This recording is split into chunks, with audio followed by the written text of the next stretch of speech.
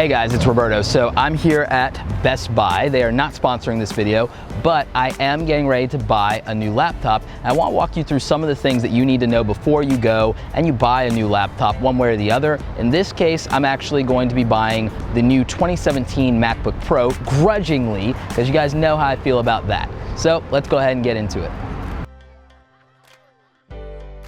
All right, so we're here at Best Buy. I'm gonna walk over to the laptop section. One of the things you need to know when you're buying a laptop is you need to know what you're gonna be using the laptop for. In my case, it's mostly gonna be video editing. Also, obviously the easy stuff, watching videos online like YouTube, surfing the web, email, but the heavy lifting for me is going to be on the video editing side. The MacBook Pro 2017 is not the most powerful video editing laptop. However, in terms of some of the convenience, in terms of some of the things you can do with it, in terms of AirDrop and other features and some software that I want to work with, it's very practical. So for me, it's a middle of the road solution. It's a compromise on power, convenience, and speed, and I needed all of those things to be balanced. There are better, more affordable options for raw power and for video editing in the Windows environment, but also because I bought the new iPhone 8 and because of how much I have invested into the Apple ecosystem, this actually still ends up being practical for me for the cost.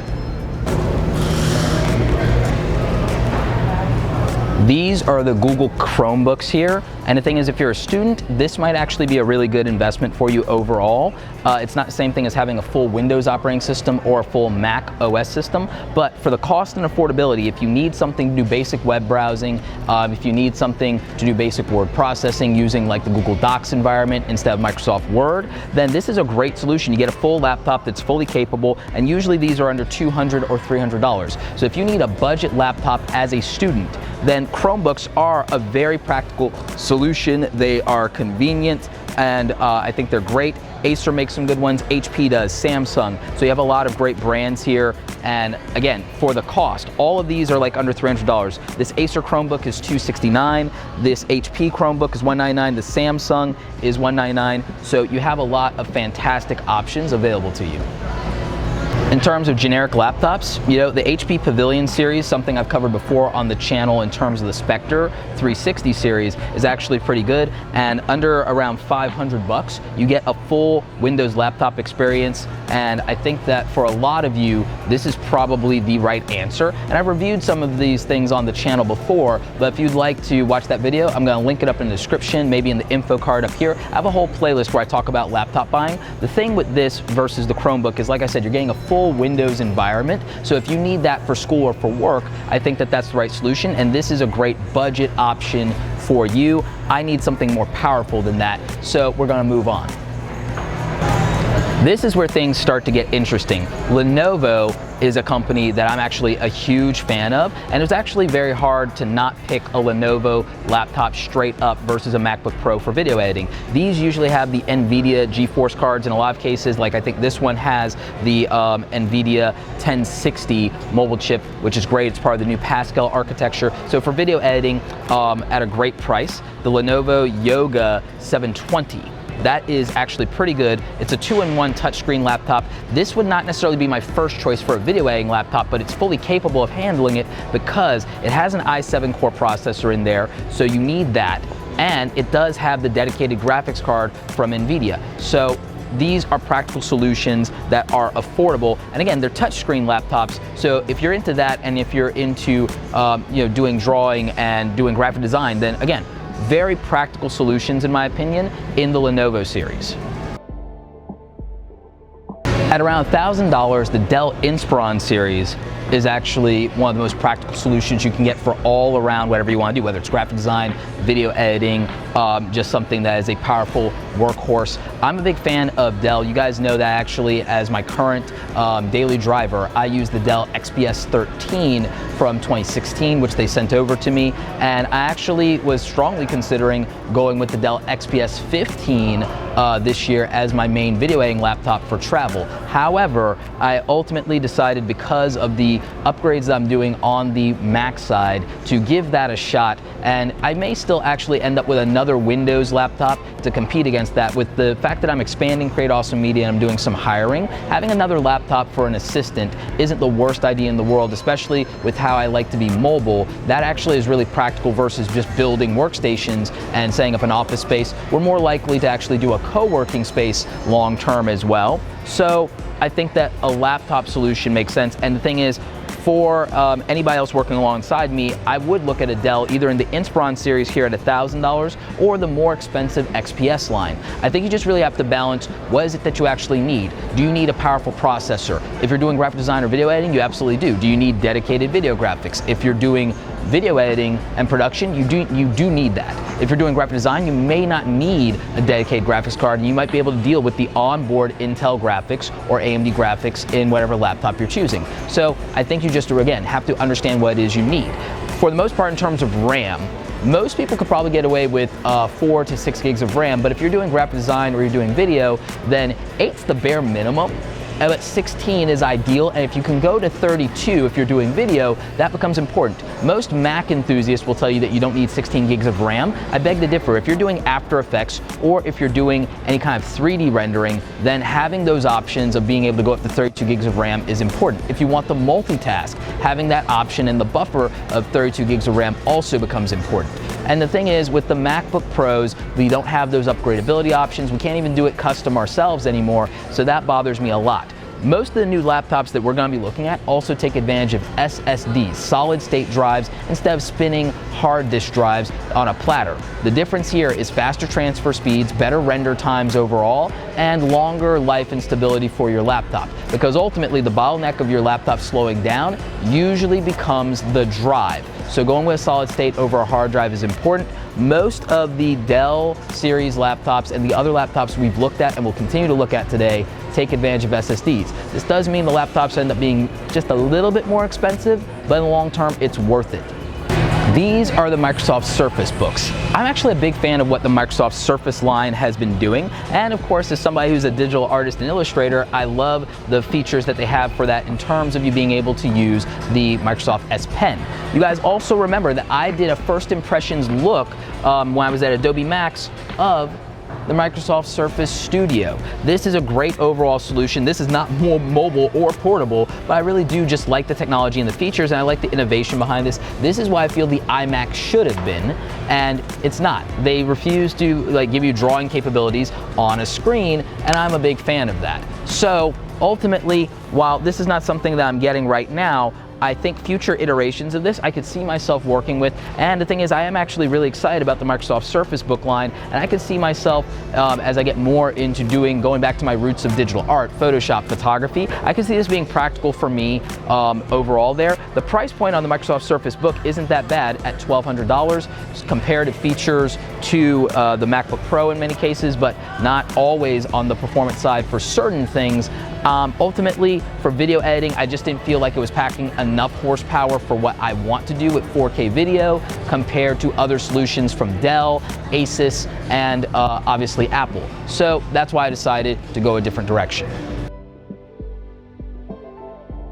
I'm a huge fan of Asus laptops and Asus hardware. Right now, my desktop that I built, what I refer to affectionately as my Stormtrooper, is rocking, an Asus version of the NVIDIA GTX 1070, and I also have a lot of other Asus components in there as well, and I've used Asus laptops in the past. In fact, one of the primary video editing machines that I used in the early days of this YouTube channel was like a $400, $350 Asus laptop, and it got me by on doing 1080p HD video for a very long time along with my iMac. And when I upgraded to about a $600 Asus laptop. This laptop from Asus is under $1,000, and it's part of the Asus Q series, and it looks gorgeous. It looks amazing. If you look at it, it's not too bad in terms of weight, and it's got a fully functioning keyboard. And so I really feel like this, as far as a touchscreen laptop that comes in under $1,000, is very practical. In this case, it is rocking an i5, and it seems to have 12 gigs of RAM. So, all things considered, this could be a good overall laptop for you. And in this case, it's a 2-in-1 series laptop. So I think that if you're looking for something under $1,000, give Asus a try. They have a lot of great solutions. I'm gonna link up to some things in the description for you, but ultimately, Asus laptops are something I'm a fan of. I love their hardware, and you know, when it comes to hardware that lasts, a lot of gamers prefer Asus, especially the Asus ROG, aka Republic of Gamers series, and I think that that's actually very practical. So I think these are a good investment, and I would recommend them. So maybe you check that out.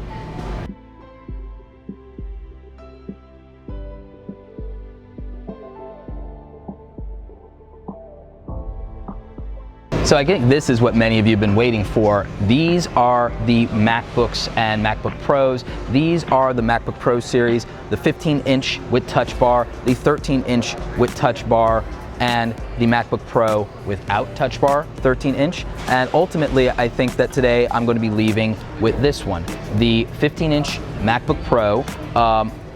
Ultimately, I think I'm going to go with the 512 in terms of SSD storage. I could go to the terabyte. I don't know if they offer that here, but I just kind of like don't feel like I need it, since I will be taking advantage of my Samsung external SSD for my workflow primarily. So that's what I'm going to be ultimately relying on. That's typically how my mobile workflow works anyway. And I'm going with this because right now I'm rocking a Dell XPS 13, which technically has an 11-inch form factor, closer to a MacBook Air. So I ultimately felt like, you know what, I could use more screen real estate. You know, this might be more practical for travel, truth be told, but for what the price is and to go to the Intel Core 5, I just don't feel like it's robust enough for me to do 4K video editing using the Panasonic Lumix GH5. So I'm going to be doing the 4K video editing on the GH5 with the MacBook Pro. So that's just the direction I'm going in the future, because a lot of you have requested it. I'm an Adobe Premiere user, but I'm going to actually do some tutorials on Final Cut Pro. I was a Final Cut Pro 7 user. I hated it after Final Cut Pro X. So this is the one that I'm going to buy today. This is what I'm going to, you know, go ahead and take home, and it's going to be the 512 gigabyte version. I just don't feel like I need the terabyte since I have the external storage. Now, in terms of you picking out a MacBook Pro, there's something you have to consider here. There are better, more affordable, more powerful options. Why am I buying a MacBook Pro? Well, it's not because I'm an Apple sheep. I'm just not. But that being said, I am somebody who is using an iPhone primarily as my main phone, even though I have an Android. In fact, I just bought the iPhone 8. I'm actually considering also buying an 8 Plus now, just because I need another business phone, and it can be a good social media device. Plus, the 8 Plus will be practical for a bigger screen for piloting my Mavic Pro. So, you know, that's what I'm looking at. If you're in the Apple ecosystem, then buying a Mac makes sense. Even for the extra money, it's about the convenience and the speed that you get from just being in an ecosystem that matches with your phone, your tablet, and your other devices. I'm not wearing my Apple Watch today, but it's also a factor. So since I'm in that ecosystem, it just makes sense for me to get one of these. And it also means that from a mobile standpoint, from training and reviews, I'll be able to cover other software for you. So, you know, that's my reasoning behind buying a MacBook Pro 2017 grudgingly, and I'm gonna have to like get all the accessories for the dongles. So that's just what it is. Hi. How's it going? Good. So I'm gonna need the 15-inch MacBook Pro i7. I'm gonna need the 512. There are other MacBook solutions from Apple. The MacBook Air has not been discontinued, and if you wanted a MacBook that's around $1,000, then this is definitely an option. However, I do think that the actual MacBook itself versus the MacBook Air is superior, because it has a superior display. It is rocking USB Type-C, even though it does have one port, versus you having just a little bit more flexibility in terms of ports on the MacBook Air. It has the SD card slot that we're used to. It does have Thunderbolt 2, and it does have 2 USB ports as well as the MagSafe, versus we just have the single USB Type-C port on the MacBook. For somebody who needs to be in the Mac ecosystem who is a student, either one of these is practical, and they're close to being in the same price point. This has the Intel M3 processor, which means I feel like this is a little less powerful, but the MacBook Air is rocking that Intel Core i5 in the latest model. So I think that for people doing like basic video editing for YouTube, basic graphic design work, if you want to do it on a Mac affordably, then this would probably be the better option compared to this one. I just don't see this one being robust enough for video editing. I just see this more as a general daily driver for people. And you know, that's just what my thoughts are surrounding the different choices of MacBooks. Ultimately, I think the best bang for the buck value-wise overall could be going with a 13-inch no touch bar MacBook Pro. And the reason is that the price point starts around $1,200 and goes up to about $1,400. And what you get that is a 13-inch laptop. It will be rocking Intel Core i5 and 8 gigs of RAM. There's upgrade capabilities there, and you can get a 128 or 256 gigabyte hard drive, and there's again more upgrade options in terms of that SSD storage. But I think that this is the practical middle ground. If I was not doing 4K video editing, then ultimately I think I would have just went with this solution and maxed it out on the RAM as much as possible and the SSD storage space, and that would have been the end of it, and I could have still kept this under $2,000. Granted, that would have been just to stay in the Mac ecosystem and the Apple ecosystem for my iPad, Apple Watch, and iPhone versus, and all my, you know, services that are related with Apple versus what it actually offers in terms of raw power. So I just want you to take into consideration that even among the Apple laptops that are available, there are a ton of options and a ton of considerations and things that you should be thinking about and considering. It's not nearly the cut and dry choice that many people would have you to believe. You have to consider what you're going to be using this for and why, and what all of your needs are and what your use case is. And again, if it's just down to you need a laptop, then in most cases, I would not recommend buying an Apple laptop. I think for what you're getting, they're overpriced, gorgeous aesthetic and design, and they look amazing. But in terms of overall performance, overall power, overall flexibility, upgradability, I just don't feel that they're priced appropriately. I think there are better options from Asus, Dell, Lenovo, and HP, and even Asus. And if you're into gaming, then I don't think the Apple laptops have much to offer you. If you're a video editor and producer, or you're someone who does YouTube, then I think if you want to be in the Final Cut Pro line instead of Adobe Premiere, that's fine and that's great. And I know people will argue about the render times and the performance, but rendering is not where the biggest bottleneck is when it comes to video editing and production. Ultimately, that's the video editing workflow and process, and I think that's where Adobe is superior, but I'm also part of the Adobe ecosystem. So when I make my laptop purchases, I'm making them based on the ecosystems that I play in with regard to Adobe or Apple or anything else, more than just the laptop's individual power. And that might be the difference between my buying decisions and your buying decisions.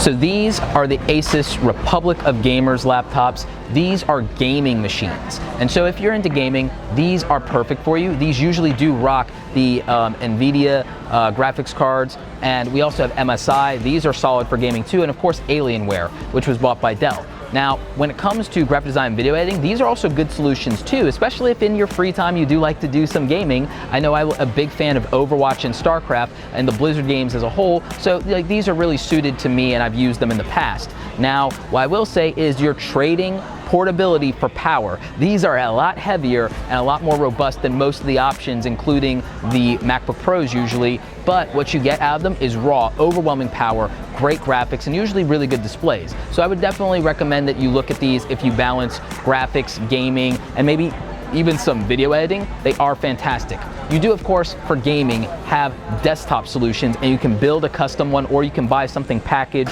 from CyberPower or Asus or Dell, and these are great options too. I prefer to build mine custom, and I've actually done that here on the channel before. And if you want me to go over some builds and some parts for you, I definitely can. Let me know in the comment section if that's something you'd like.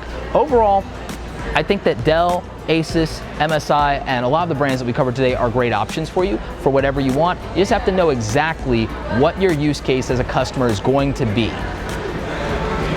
Right. And These are the Razer blades. These are tack sharp, as the name implies. These mostly are centered around gamers, but they're also powerful video editing machines, and I've seen a lot of other people cover them, and these were on the table in terms of me considering a laptop that I was gonna buy in a $2,000 plus price range. You know, you can start with one at about $1,500, $1,600, and they can go up from there to $2,000 or even $3,000, just depending on your specs. What I will say about these is portability and power are balanced in these, and they are super fast. There is some trade-off, and there are people who have had some complaints about them, but overall I think they're one of the most well-rounded laptops out there if you're doing a variety of things. So if you're doing video editing or graphic design or anything creative, then I think they are a suitable option. They are also suited to gaming and VR, so they are extremely powerful in terms of a premium laptop solution. But again, you just have to know what you're getting. What I like about these is that they have 14-inch displays as well as a smaller form factor, that's closer to a 12-inch, and I kind of like that versus the traditional 13 or 15-inch option or even the 17-inch option. And so I think that it's a little bit different in terms of how it balances. And again, they do have touchscreen capabilities, so if you're somebody who likes to take advantage of that for whatever reason, then this might be a good solution for you versus, say, a MacBook Pro that doesn't have that option. I just think you really have to take into consideration what is it that you really want to get out of your laptop experience and make an informed decision, and that's why I'm putting together this buying guide for you. So ultimately, I hope that I've been, with shopping for these laptops, I hope that I've been able to give you an understanding of what to look for when you're buying a laptop, what things you might want to actually consider. I'm going to link to a bunch of recommendations for different laptops that we've looked at today, as well as some other ones, and I'm going to link to these mostly on Amazon. Those are affiliate links that help support the channel, so please definitely use those if this has helped your buying decision in any way, shape, or form. Ultimately, I'm very happy with the decision I made to get this MacBook Pro, but it doesn't mean I'm not open to getting other laptops, especially for people that are going to be working for me as backups, and that in general, comparing them, if companies want to work with me, I'm actually open to doing that. So if there's something you guys really want to see or understand with regard to laptop buying, or you want me to review any of my laptops that I currently have or older laptops, or to do some spec breakdowns, or even give you specific buyer's guides for different situations. Maybe you want to know about laptops for students, laptops for graphic design, laptops on a budget, laptops for video editing on a budget, well, let me know in the comment section what it is you need, and I'll try and crank those videos out. Anyway, I hope this helps you guys with your laptop buying questions. If you have more of those, also ask me those questions down below. Happy to help. Like this video if you like it. Don't forget to subscribe. Check out the other awesome stuff on the channel. As always, you guys, thanks so very much for watching, and don't forget, create something awesome today on whatever laptop you happen to have. Take care.